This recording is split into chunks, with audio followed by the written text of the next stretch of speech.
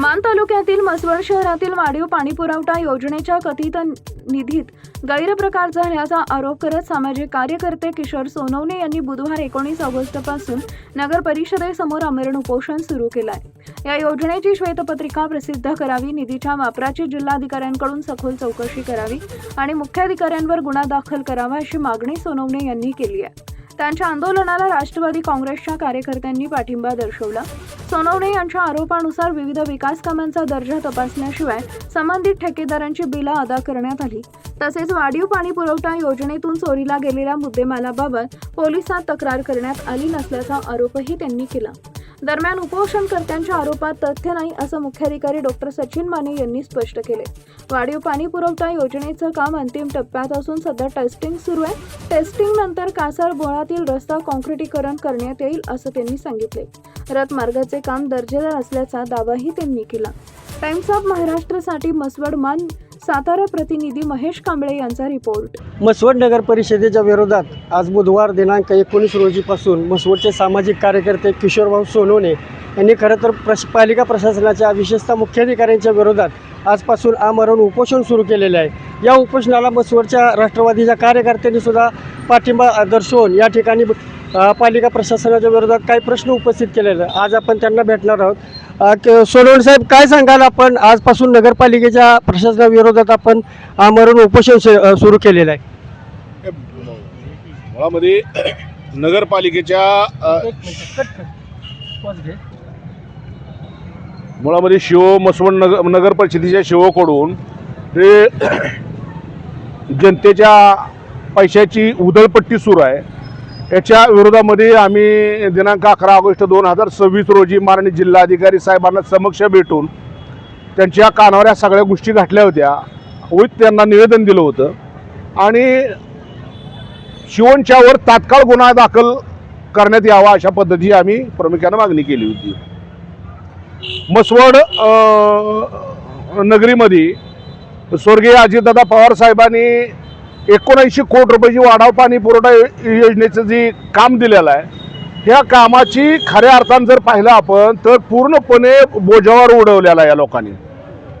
आणि म्हणून आमचं म्हणणं आहे की ह्या कामातली सत्य परिस्थिती जाणून घेणं ही आमच्या गावाच्या हितानं आम्हाला क्रमप्राप्त आहे। आम्हाला तुम्ही नियमानुसार आम्हाला त्याची शोधपत्रिका काढा आणि प्रत्येक आमच्या गावातल्या माणसाच्या घराघरात वाटा, जेणेकरून आम्हाला समजेल की बाबा ही किती कोटीचं काम आहे, त्यात काय काय आहे, तुम्ही ती पाईपलाईन कोणत्या कंपनीची टाकणार आहे, त्याच्यावर वाल किती बसवणार आहे, त्याला पाईप तुम्ही बसवल्यानंतर ती किती काळ राहणार आहे, बरं पाणी म्हसवड शहरामध्ये आल्यानंतर जी काही सप्लाय लाईन आहे त्या सप्लाय लाईनमधनं आम्हाला किती तास पाणी तुम्ही देणार आहे, त्यानंतर त्याला मीटर बसवणार आहे का, बरं दिलेला आता जे तुम्ही रस्ते खांदलेले आहेत, चांगले सिमेंट कॉन्क्रीटचे रस्ते खांदून मध्ये पाईपा टाकलेले आहेत, ते कॉन्क्रीटीकरण कधी करणार आहे।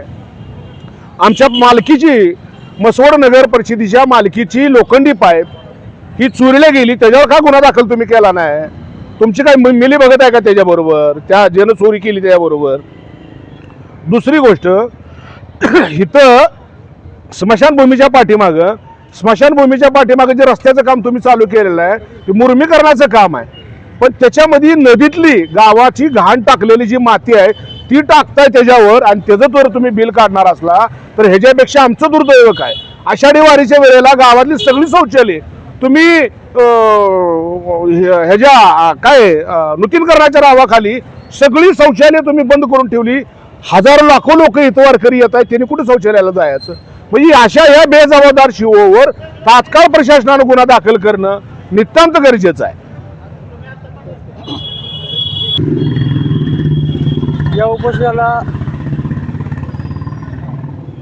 या उपोषणाला पाठिंबा देण्यासाठी शरदचंद्र पवार गटाच्या महिला उपप्रदेशाध्यक्षा प्राध्यापिका कविता मित्रे यासुद्धा उपस्थित राहिलेल्या आहेत आणि त्यांनीसुद्धा या उपोषणाला पाठिंबा दर्शवलेला आहे। वास्कर,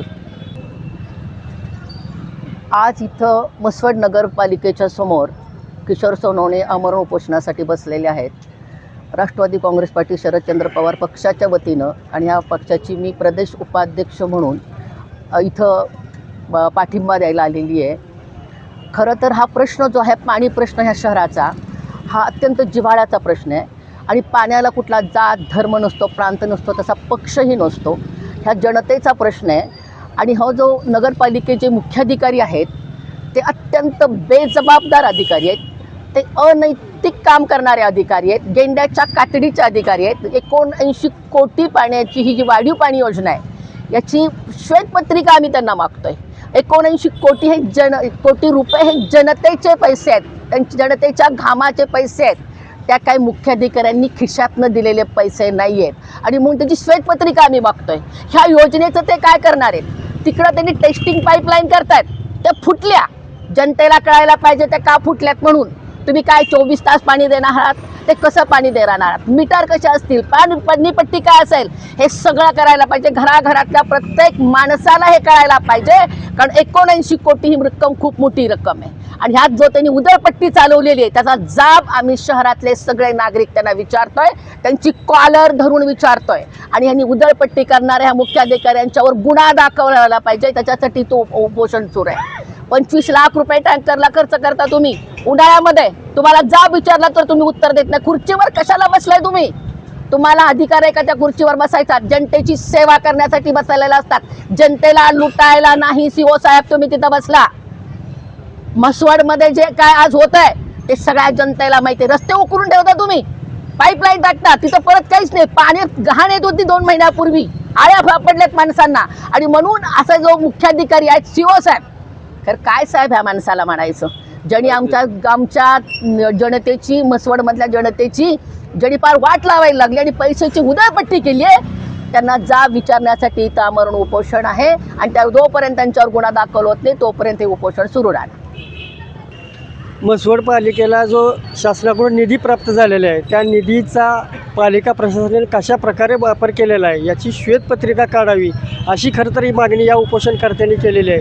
ही श्वेतपत्रिका जोपर्यंत पालिका प्रशासन काढणार नाही तोपर्यंत उपोषण न सोडण्याचा ठाम निर्धार या उपोषणकर्त्यांनी घेतलेला आहे. महेश कांबळे, टाइम्स ऑफ महाराष्ट्र, म्हसवड, मान, सातारा. नगरपालिका प्रशासनाच्या विरोधात खाली जे उपोषण सुरू आहे त्या संदर्भात पालिका प्रशासनाचे मुख्य डॉक्टर सचिन माने यांना आपण भेटून त्यांच्याही प्रतिक्रिया या उपोषणाच्या संदर्भात जाणून घेणार आहोत. बरोबर. आज नगर परिषदेसमोर जे उपोषण सुरू आहे त्याबाबत मी एक सांगू इच्छितो की म्हसवड नगर परिषदेची पाणीपुरवठा योजना जी 2023 साली मंजूर झाली त्या योजनेचं काम सुरू आहे. आता आपल्या WTPचं काम जवळजवळ सिव्हिल वर्क आणि मेकॅनिकल वर्क संपत आलेलं आहे. जॅकवेलच्या तिथील काम हे आता पूर्ण झालेलं आहे. जॅकवेलपासून फिल्टरपर्यंतचं लाईनचं काम पूर्ण झालेलं आहे, रायझिंग मेनचं. त्यानंतर WTPपासून ज्या शहरातील ज्या टाक्या होत्या आपल्या 5, त्या टाक्यांचंही काम पूर्ण झालेलं आहे. आणि त्या टाक्यांना फिडिंग करण्याचं आता काम टेस्टिंग सुरू आहे. त्यातील 4 टाक्यांना पाणी पोचलेलं आहे. 5व्या टाकीचं काम सुरू आहे पाणी पोचवण्याचं. त्यामुळे ह्या योजनेत भ्रष्टाचार झाला किंवा काय अपहार झाला हे म्हणणं जरा चुकीचं वाटतं आहे, कारण अजून योजनेचं काम अजून सुरू आहे. त्यामुळे आता लगेच त्या योजनेवर भाष्य करणं, ते आपण त्या कामाच्याही टेस्टिंग केलेलं आहे एजन्सीकडून. अजूनही काय त्याचं थर्ड पार्टी ऑडिट आपण करणार आहोत. त्यामुळे ह्या योजनेमध्ये कारण पाणी जर योजनेत कोणता गौडबंगाल किंवा योजनेत तांत्रिक त्रुटी असते तर त्या ज्या संबंधित ESR आहेत किंवा टाक्या आहेत त्या टाक्यांना पाणी पोचलं नसतं. हे तर आपणही पाहू शकता जाऊन की त्या टाक्यांना पाणी पोचलं का नाही. आणि त्यानंतर शहरातील जे डिस्ट्रीब्युशन जे ग्राहकांना कनेक्शन देण्याचे आहे आपण पाणी नळ कनेक्शन, त्या नळ कनेक्शनचं काही भागात काम सुरू आहे. त्या नळ कनेक्शनला पाणी सोडण्याचं काम सुरू आहे, तिथे टेस्टिंगचं काम सुरू आहे. काही भागात पाणी पोचलेलं सुद्धा आहे आणि उर्वरित काम युद्धपातळीवर आता सुरू आहे. त्यानंतर दुसरा कोणता विषय आहे? जी बांधकाम परवानगीविषयी विचारलं. बांधकाम परवानगी हे त्या अर्जदाराने अर्ज केल्यानंतर जे काही नियमानुसार असेल त्याप्रमाणे बांधकाम परवानगी दिली जाते. जर त्या नागरिकाने किंवा ग्राहकाने जर मंजूर बांधकाम परवानगीपेक्षा अतिरिक्त बांधकाम केलं असेल त्याच्यावरही आपण कारवाई करत असतो. त्यांना नोटिसेस देणे किंवा इतर पुढच्या जे काही कारवाई MRTP ॲक्टनुसार असतील त्याही कारवाई करत असतो. त्यानंतर आता एक रस्त्याचा विषय आला आहे कासारबोळ येथील विठ्ठल रुक्मिणी मंदिरापाशी. आपण पाहिलं तर रस्ता आपण लाईन कुठून टाकणार? एक तर तो रस्ता अरुंद आहे त्यामुळे आपण त्या रस्त्याला नागरिकांना मग कनेक्शन देता येणार नाही. त्यामुळे आपण नागरिकांना कनेक्शन दिलेले आहे आणि त्या कनेक्शनचं पाणी टेस्टिंग झाल्यानंतर संबंधित ठेकेदाराकडून आपण तो रस्ता पूर्ववत करणार आहे. पण जर टेस्टिंगच्या अगोदर रस्ता केला आणि जर पुन्हा टेस्टिंगमध्ये काय फेल्युअर आलं तर रस्ता पुन्हा ओपन करावा लागेल. त्यामुळे आपण त्यांना पाणी गेल्यानंतर तो रस्ता करणार आहोत पूर्ववत. त्यामध्ये कोणतेही हायगय होणार नाही. त्यामुळे ते काही जे आरोप आहेत ते चुकीचे आहेत असं मला वाटतं आहे. त्यानंतर जो विषय आला की